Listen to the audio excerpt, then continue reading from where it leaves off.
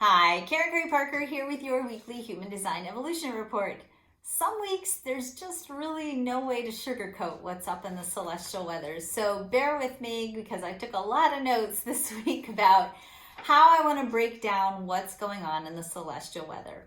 First of all, I just want to say it's intense out there. And as I've been saying all year, it's not going to get any better. So please recognize and realize that we're in this for the long haul and we're really not going to probably go back to normal, nor are we really going to see any real shift in the intensity of what's going on, maybe until next February. So if you're feeling weary right now, if you're feeling like this is too much, pull back and do what you need to do to take care of yourself so that you can endure the changes at hand, because the world needs you to show up. And if you're depleted or burned out or weary or freaked out or anxious or stressed, your creative response goes down exponentially. You go into fight or flight and your brain actually shuts down and your creativity is minimized. And the world needs really creative people who are able to use the power of conscious and deliberate creation to craft an outcome through this cycle that's going to better reflect the heart of who we truly are. You always have choice. The celestial weather brings us themes. We can't change the themes, but we always have the power to influence how we experience these themes. The more aligned, awake, aware, the more whole and healed you are personally, the more you have creative options in response to what's happening in your life. If you have not done your work, if you are still reacting from a place of trauma or pain in any way, then the choices that you have to react to what's happening in the world is not as big. You have a very limited box out of which you can choose your responses. And what you choose might not really serve your highest good or the highest good of the world. So I can't stress strongly enough, as I have been saying for weeks and weeks now, part of what's important for us to get through this cycle collectively is for each and every one of us individually to heal the trauma of anything you've had happen that's caused you to feel disconnected from your unique, vital, and irreplaceable role in the world.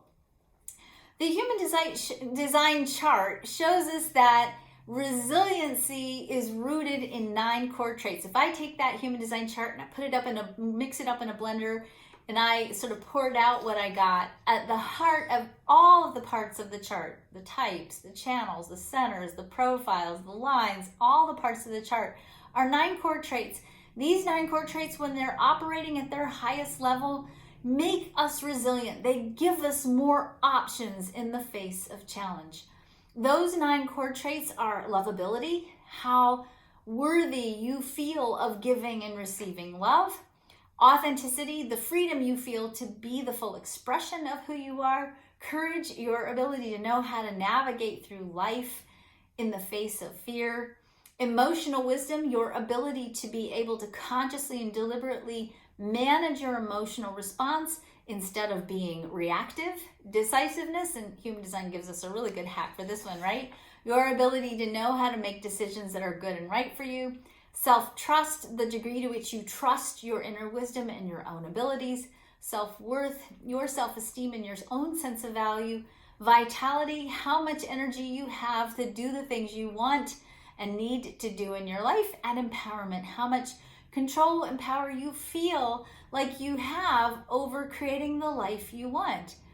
The more we work on living out the high expression of these 9 core traits, the more control and choice we have over how we work with the celestial weather. So much of our personal and collective conditioning is experienced as trauma. I define trauma as any event, perception, or experience that causes you to lose connection with your lovability, with your sense of value, and your right place in the world.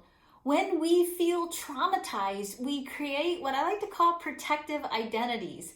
These protective identities cause us to react when we feel threatened in any way. So when we get triggered, or when something comes at us that is potentially feels similar to the traumas we've had before, we either react or we compartmentalize in some cases and we push it way, way down. And those protective identities ultimately decrease our resiliency and decrease the number of choices we have in response to the evolutionary challenges facing us in this time. The celestial weather gives us this week the potential to get to the root of what's blocking us from creating deliberately and consciously. The planets are giving us an opportunity to redefine for ourselves what's truly valuable in life, what's really worth fighting for, and can we use this vision, this dream that we have to stabilize us, to anchor us in the big picture of where we're headed. On Wednesday, July the 1st, the sun moves into the gate 39, the gate of recalibration. The earth moves into the gate 38, the gate of the visionary. And these two energies together have the potential to escalate fighting, tension, if we're holding on to the emotional frequency of lack. Meaning if you're living, creating from a place of feeling not enough, not being enough, not having enough, it promises to create the potential for us to be in a state of reactivity this week if we don't have a bigger picture vision of what we're headed towards. The gate 39 has the power to pierce and penetrate situations that are out of alignment with abundance. So if you think of a bubble of water when it has a lot of surface tension and cohesion, you know how when you pour too much in the cup and it's got like that nice surface tension over it. The gate 39 is sort of your finger poking that water, right? It breaks through the surface tension and restores things ultimately back to their rightful flow.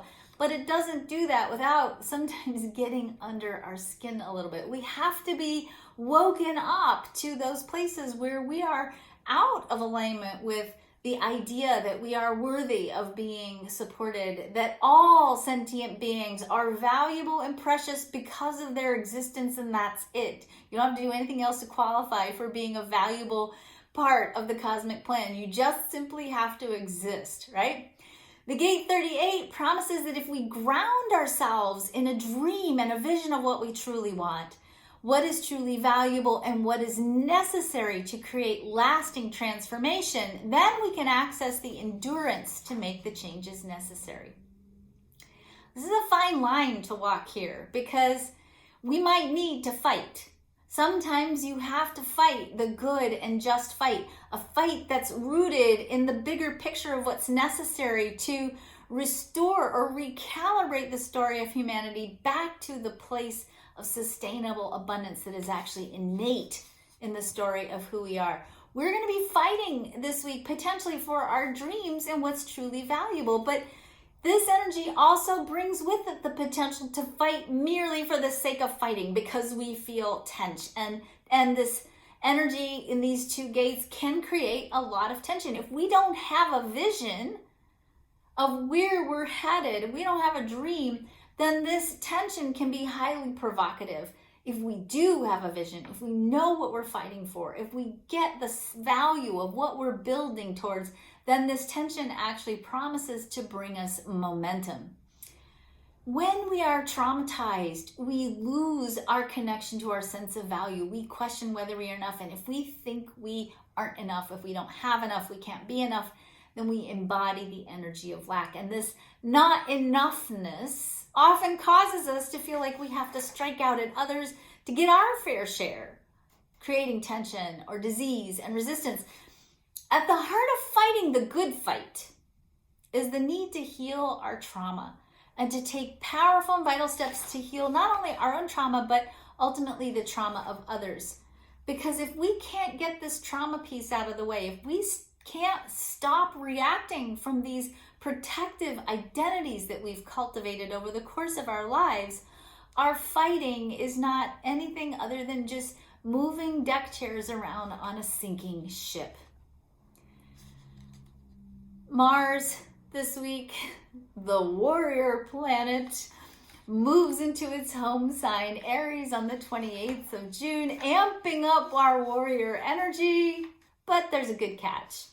Mars is moving into the gate 25, the gate of spirit, initiating us into the fight that is rooted in recalibrating ourselves to our higher purpose. This is the energy that's part of the gate of the priestess or the shaman in human design. We are dying to our egos, to our personal struggles with our value and finding our right place in the world. And we are being reborn into co-creative, collaborative partners with the divine. And we are learning how to become warriors of the heart as we implement the right fight to take us in the right direction that supports us in crafting a sustainable, equitable world of peace. I want to encourage you this week and remind you this week that you play a vital, irreplaceable, and unique role in the cosmic plan. We all do. And you are here on this planet because you chose to be here. You were born for this. So don't back away from the right fight, from the righteous fight. But first, before you engage, do your inner work so that you are fighting from a place of deliberate and conscious creation. You are moving the things out of the way that are keeping not only you personally, but our collective from fully expressing the potential of the divine, the potential of abundance for everyone. As we move these structures out of the way, we create space for us to implement this vision that we hold of what else is possible in the story of humanity. And we begin the important and vital process of building a world that is a reflection of the true story of the heart of who we are as human beings. Again, remember, we're in it for the long haul, so take care of yourself. You can't create something beautiful if you're depleted. Nurture yourself. You can't be compassionate if you're not feeling loved. Give to yourself first, because you can't be generous when your cup is empty. We need you to show up as the full expression of the true story of who you are so that you can create the space for others to do the same. Have a really good week. Breathe before you say anything. That's probably the best thing we can do this week. Breathe before you say anything. Don't react, be deliberate. And maybe before you even go out this week, before you start your week, craft a deliberate plan of action. Hold a world vision. Create a prayer field with your thought and your feelings around what you'd really want to be living, creating in this world. Have a good one.